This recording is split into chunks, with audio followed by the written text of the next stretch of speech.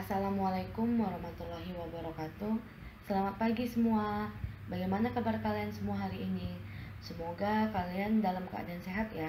Dan tentunya harus selalu tetap bersemangat. Walaupun sampai saat ini kita masih belum bisa bertatap muka dan masih hanya menggunakan aplikasi untuk pembelajaran pada pagi hari ini. Baiklah, perkenalkan nama saya Gibi Anisha. Dalam waktu 15 menit ke depan, saya akan menjelaskan kepada teman-teman sebuah strategi kepemimpinan kepala sekolah di era digital yang insya Allah akan membantu teman-teman dalam memahami materi ini. Dan di akhir presentasi nanti, teman-teman diizinkan untuk bertanya dan memberikan tanggapan terkait pengembangan pada materi ini. Semoga pertanyaan dan masukan teman-teman dapat membantu saya dalam mengembangkan materi tersebut menjadi lebih baik dalam bentuk paper ataupun dalam bentuk karya ilmiah.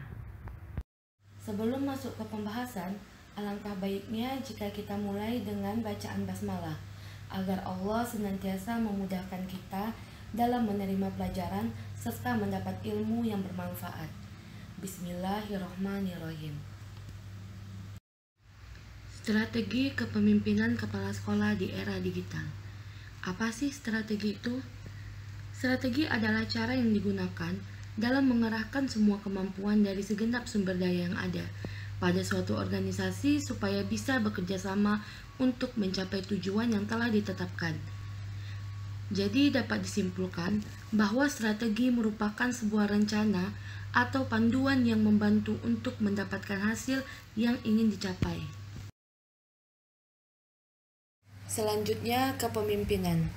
Kepemimpinan merupakan proses mengarahkan, membimbing, mempengaruhi, atau mengawasi pikiran, perasaan, atau tindakan dan tingkah laku orang lain. Jadi, kepemimpinan itu adalah komponen yang sangat penting dalam menjalankan roda organisasi. Setiap organisasi sewajarnya mempunyai pemimpin untuk menggerakkan elemen-elemen tersebut. Tanpa adanya seorang pemimpin, organisasi akan kehilangan arah dalam menjalankan organisasinya. Jadi dapat disimpulkan bahwa strategi kepemimpinan kepala sekolah merupakan kegiatan mengambil keputusan atau merancangkan tindakan-tindakan strategis untuk mencapai tujuan organisasi yang ditetapkan, sehingga dapat tercapai secara efektif dan efisien. Kepala sekolah memiliki peran penting dalam peningkatan mutu satuan pendidikan. Oleh sebab itu, dalam mengembangkan tugasnya, kepala sekolah hendaknya didasari dengan sikap sungguh-sungguh dan etos kerja yang tinggi. Karena kepala sekolah yang mempunyai kesungguhan dan etos kerja yang tinggi akan mampu melaksanakan inovasi pendidikan dengan baik. Ada 5 kompetensi yang harus dimiliki kepala sekolah. Yang pertama adalah kompetensi kepribadian. Kompetensi kepribadian meliputi berakhlak mulia, mengembangkan budaya dan tradisi akhlak yang mulia di lingkungannya, dan memiliki integritas kepribadian yang kuat sebagai pemimpin. Yang kedua adalah kompetensi manajerial. Kompetensi manajerial adalah kemampuan kepala sekolah yang berupa kemampuan teknis membuat perencanaan dalam menjalankan tugasnya sebagai manajer. Yang ketiga, kompetensi kewirausahaan. Dengan adanya kompetensi kewirausahaan, kepala sekolah akan mudah mengembangkan sekolah agar lebih efektif dan efisien. Karena melalui kompetensi tersebut, kepala sekolah akan mampu menciptakan inovasi yang berguna bagi pengembangan sekolah. Yang keempat, kompetensi supervisi. Kompetensi supervisi pendidikan adalah kedudukan yang strategis dan penting dalam peningkatan mutu proses belajar, yang mencangkup perencanaan program supervisi akademik dalam rangka peningkatan profesionalisme guru. Dan yang terakhir adalah kompetensi sosial. Kompetensi sosial adalah kemampuan kepala sekolah sebagai bagian dari masyarakat, berupa kemampuan untuk berkomunikasi dan berinteraksi secara efektif dan efisien. 5 kompetensi ini memainkan peran kunci dalam mempengaruhi keberhasilan kerja, terutama dalam pekerjaan yang menuntut sungguh-sungguh inisiatif dan inovasi. Adapun tugas kepala sekolah, yang pertama membuat program sekolah, yang kedua pengorganisasian sekolah, yang ketiga mengkoordinasi sekolah, yang keempat menjalin komunikasi sekolah, yang kelima menata kepegawaian sekolah, yang keenam mengatur pembiayaan sekolah, dan yang ketujuh menata lingkungan sekolah. Era digital adalah sebuah masa atau zaman di mana hampir seluruh bidang dalam tatanan kehidupan sudah dibantu dengan teknologi. Istilah ini bisa diartikan sebagai munculnya teknologi digital yang menggantikan teknologi-teknologi yang sebelumnya sudah digunakan, mekanik dan elektronik analog oleh manusia. Dalam pendidikan, para guru juga harus mulai merubah sistem mendidik dari konvensional menuju modern dengan dibekali model-model pembelajaran abad 21.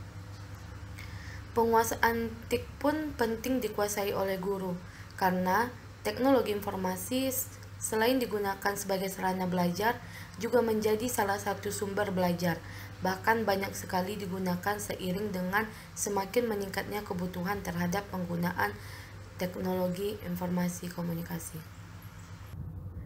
Dan tantangan terbesar dalam era digital, bagaimana kita bisa bertahan dalam menghadapi era tersebut.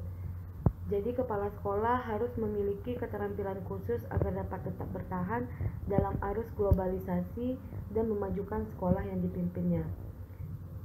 Arus globalisasi dan kemajuan pembelajaran abad 21 harus disikapi dengan baik. Adapun strategi kepala sekolah dalam menjalankan kepemimpinannya di era digital ini, yang pertama peningkatan kompetensi guru dalam pemanfaatan TIK dalam pembelajaran. Yang kedua, pengadaan sarana dan prasarana penunjang seperti laboratorium komputer, jaringan internet, sumber belajar, alat-alat peraga, dan media pembelajaran berbasis TIK. Yang ketiga, membuka kerjasama dengan perusahaan provider atau operator TIK, baik dalam bentuk kerjasama pelatihan atau penyediaan perangkat TIK. Menurut Dirjen Sumber Daya Iptek dan Dikti Kemenristek Dikti, Ali Gufron Mukti, menyatakan bahwa seorang pemimpin harus bisa menerapkan strategi 4C untuk dapat bertahan di era digital. Yang pertama adalah critical thinking. Seorang pemimpin harus bersikap skeptis dan kritis. Walaupun pintar, tetapi jika pemimpin tidak kritis akan percuma. Yang kedua adalah creativity, yaitu mampu melahirkan inovasi-inovasi baru. Seorang pemimpin harus mampu menciptakan hal-hal baru yang unik sebagai ciri khas organisasi untuk kemajuan organisasinya. Yang ketiga adalah communication. Seorang pemimpin harus mampu mengkomunikasikan dengan baik segala informasi yang ada sehingga dapat diterima oleh anggota organisasi dan publik secara benar dan tidak menimbulkan kesalahpahaman. Yang keempat adalah collaboration. Dengan kemampuan berkolaborasi atau bekerja sama yang baik dari seorang pemimpin akan dapat memperkuat organisasi dan memecahkan permasalahan yang ditemui. Jadi kesimpulannya, kepemimpinan yang ideal adalah kepemimpinan yang mengikuti tuntutan revolusi industri 4.0 atau era digital. Pemimpin yang mengikuti perkembangan teknologi harus memiliki keterampilan dalam mempengaruhi, mendorong, membimbing, mengarahkan, dan menggerakkan orang lain yang ada di sekitarnya dengan pelaksanaan dan pengembangan pendidikan dan pengajaran di era digital tersebut. Demikian akhir dari presentasi saya. Terima kasih untuk perhatian teman-teman semua yang udah mau mendengarkan. Lebih dan kurang saya mohon maaf. Semoga apa yang udah saya sampaikan dapat bermanfaat untuk kita semua. Assalamualaikum warahmatullahi wabarakatuh.